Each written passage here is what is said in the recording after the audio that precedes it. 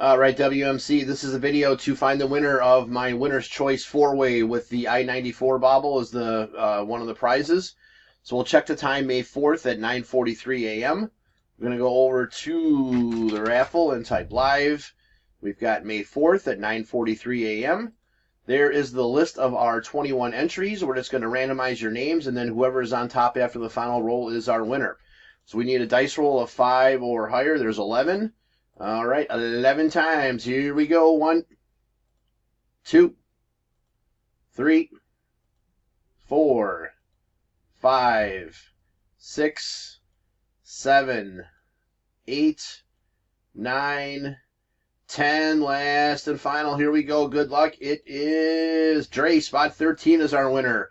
So, Dre, please message me to make your selection.